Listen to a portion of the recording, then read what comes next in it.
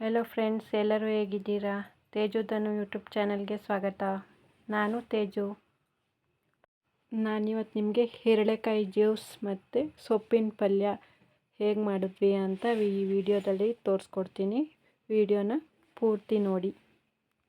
Friends, ನಾವಿವತ್ತು ಒಂದು 10 ಗಂಟೆ ಹಂಗೆ ತೋಟದ ಕಡೆ ಹೋದ್ವಿ. ಅಲ್ಲಿ ತುಂಬ ಹೀರೆಕಾಯಿ ಒಂದು ಮರದಲ್ಲಿ ತುಂಬ ಹೀರೆಕಾಯಿ ಬಿಟ್ಟಿತ್ತು, ಎಲ್ಲ ಹಣ್ಣಾಗಿತ್ತು. ಅದಕ್ಕೆ ನಾವು ಪೈಪ್ ತಗೊಂಡು ಹೊಡೆದು ಬೀಳ್ಸೋಕ್ಕೆ ಟ್ರೈ ಮಾಡಿದ್ವಿ. ಒಂದೆರಡು ಬಿದ್ದ. ಹೀಗೆ ಮಾಡಿದರೆ ಅವು ಬೀಳಲ್ಲ ಅಂತೇಳ್ಬಿಟ್ಟು ಇರಿ ನಾನೊಂದು ಐಡಿಯಾ ಮಾಡ್ತೀನಿ ಅಂತ ಹೋಗಿ ಮರನೇ ಹಿಡ್ದು ಅಲ್ಲಾಡಿಸ್ದೆ. ಆವಾಗ ಒಂದು 4 ಬಿದ್ದ. ನೋಡಿ ಎಷ್ಟು ಚೆನ್ನಾಗಿ ಕಾಣಿಸ್ತಾ ಇದ್ದಾವೆ, ಎಲ್ಲ ಹಣ್ಣಾಗಿದೆ, ಯೆಲ್ಲೋ ಕಲರು. ನಾವು ತೋಟದ ಕಡೆ ಆ ಸೈಡ್ ಹೋಗಿ ತುಂಬ ದಿನ ಆಗಿತ್ತು. ಇರೋದು ಅದು ಹೀರೆಕಾಯ್ದು ಒಂದೇ ಮರ, ಅಷ್ಟು ತುಂಬ ಹಣ್ಣಾಗಿದ್ದು. ಅದನ್ನು ಮನೆಗೆ ತಗೊಂಡು ಬಂದು ಜ್ಯೂಸ್ ಮಾಡೋಣ ಅಂತ ಮನೆ ಹತ್ರ ಒಂದಿಬ್ಬರು ವರ್ಕ್ ಮಾಡ್ತಾಯಿದ್ರು. ಅವರಿಗೂ ಆಗುತ್ತೆ ನಮಗೂ ಆಗುತ್ತೆ ಅಂತ ಜ್ಯೂಸ್ ಮಾಡಿದೆ. ನಾನು ಹೇಗೆ ಮಾಡಿದೆ ಅಂತ ನಿಮ್ಮ ಹತ್ರ ಶೇರ್ ಮಾಡ್ತೀನಿ. ಒಂದ್ಸರಿ ಟ್ರೈ ಮಾಡಿ ನೋಡಿ, ನಿಮಗೂ ಇಷ್ಟ ಆಗುತ್ತೆ. ಈ ಸಮ್ಮರ್ಗೆ ಹೆಲ್ತಿಗೂ ಒಳ್ಳೆಯದು, ತಂಪಾಗೂ ಇರುತ್ತೆ. ನೋಡಿ ಫ್ರೆಂಡ್ಸ್, ಫಸ್ಟು ಒಂದು 3-4 ಗ್ಲಾಸ್ ನೀರು ತಗೊಂಡೆ. ಅದಕ್ಕೆ ಒಂದು 4 ಸ್ಪೂನು ಶುಗರ್ ಆ್ಯಡ್ ಮಾಡಿ ಸ್ವಲ್ಪ ಹಾಗೆ ಮಿಕ್ಸ್ ಮಾಡಿಕೊಂಡೆ. ಮಿಕ್ಸ್ ಮಾಡಿಬಿಟ್ಟು ಹೀರೆಕಾಯಿನೆಲ್ಲ ಕಟ್ ಮಾಡಿ ಇಟ್ಕೊಂಡಿದ್ದೆ ನಾನು ಮೊದಲೇ. ಹೀರೆಕಾಯಿ ಕಟ್ ಮಾಡಿದ್ದನ್ನ ಅದರೊಳಗಡೆ ಸೋಸ್ಕೊಂಡು ಹಿಂಡ್ಕೊಂಡೆ. ಹಣ್ಣು ತುಂಬ ಆಗಿರೋದ್ರಿಂದ ಅದರಲ್ಲಿ ಹುಳಿ ಅಂಶನೂ ತುಂಬ ಇತ್ತು. ನೋಡಿ ಯಾವ ಥರ ರಸ ಬೀಳ್ತಾ ಇದೆ ಅಂತ.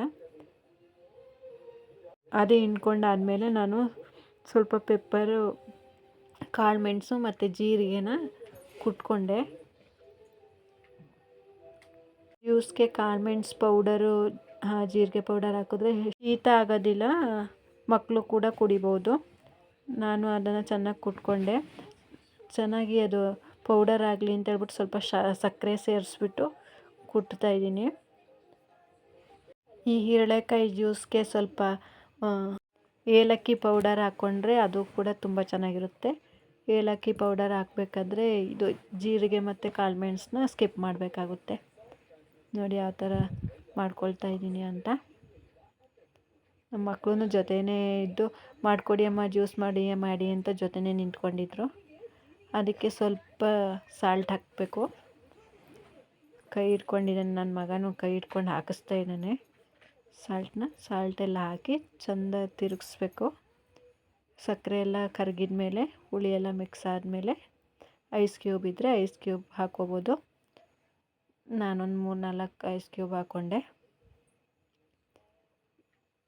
ಇಷ್ಟೇ, ಅದಕ್ಕೆ ಇನ್ನೇನು ಜ್ಯೂಸ್ ರೆಡಿಯಾಗಿದೆ.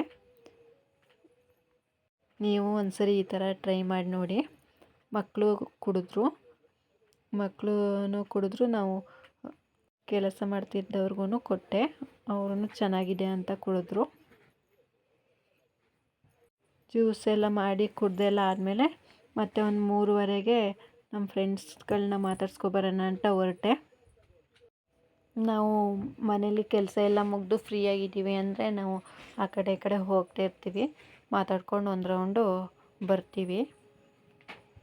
ಹಾಗೆ ನಾವು ಹೋದಾಗ ಇವತ್ತು ನಮ್ಮ ಫ್ರೆಂಡ್ ಹೊಲದಲ್ಲಿ ರಾಗಿ ಹಾಕಿದ್ರು ಹಸುಗಳಿಗೆ ಅಂತ.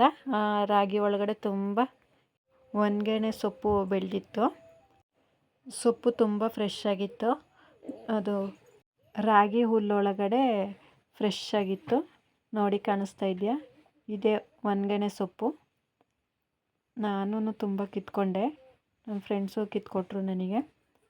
ಹಾಗೆ ಮಾತಾಡಿಕೊಂಡು 4 ಜನನೂ ಸೇರ್ಕೊಂಡು ಕೀಳ್ತಾ ಇದ್ವಿ. ಈ ಸೊಪ್ಪು ಒಣಗೆಣೆ ಸೊಪ್ಪು ಅನ್ನೋದನ್ನ ನಾನು ಕೇಳಿದ್ದೆ. ನಾವು ಯಾವತ್ತೂ ಅದನ್ನ ಪಲ್ಯ ಮಾಡಿ ಎಲ್ಲ ಟ್ರೈ ಮಾಡಿರಲಿಲ್ಲ. ತಿಂತಾರೆ ಅಂತೆಲ್ಲ ಗೊತ್ತಿತ್ತು. ಇದು ಇವರು ನಮ್ಮ ಫ್ರೆಂಡ್ ಹೊಲದಲ್ಲಿ ತುಂಬ ಬೆಳೆದಿರೋದ್ರಿಂದ ನಾವು ಎಲ್ಲರ ಮನೆಯವರು ಕಿತ್ಕೊಂಡು ಬಂದು ಪಲ್ಯ ಸಾಂಬಾರೆಲ್ಲ ಮಾಡಿದ್ವಿ. ತುಂಬ ಚೆನ್ನಾಗಿತ್ತು ಮತ್ತು ಅದರ ಫ್ಲೇವರು ತುಂಬ ಚೆನ್ನಾಗಿರುತ್ತೆ ಸಾಂಬಾರಲ್ಲಿ, ಪಲ್ಯದಲ್ಲಿ. ನೋಡಿ ಹೇಗಿದೆ ಅಂತ. ಫ್ರೆಶ್ಶಾಗಿ ತಗೊಂಡು ಹೋಗ್ತಾಯಿದ್ದೀನಿ ಮನೆಗೆ. ನಾನು ಮನೆಗೆ ತಗೊಬಂದು ಪಲ್ಯ ಮಾಡಿದ್ವಿ ಇವತ್ತು. ಸಾಂಬಾರಿಗೆ ಅಂತ ಹಾಗೆ ಎತ್ತಿಟ್ಟಿದ್ದೀನಿ. ಪಲ್ಯ ಮಾಡಲಿಕ್ಕೆ ನಮ್ಮ ಹಸ್ಬೆಂಡು ಸಹ ಹೆಲ್ಪ್ ಮಾಡಿದರು. ನೋಡಿ ಆ ಥರ ಕಟ್ ಮಾಡಿ ಇಟ್ಕೊಂಡಿದ್ದೀವಿ.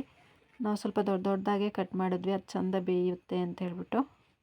ಮತ್ತು ಅದೇನು ಸಿಂಪಲ್ಲು, ಒಂದು ಒಗ್ಗರಣೆ ಹಾಕಿ ಬೇಯಿಸ್ಬಿಟ್ಟು ಕಾಯಿ ತುರಿ ಬೇಕಾದರೆ ಹಾಕೋಬೋದು, ಇಲ್ಲಾಂದರೆ ಹಾಗೇನೂ ತಿನ್ಕೋಬೋದು, ಚೆನ್ನಾಗಿರುತ್ತೆ.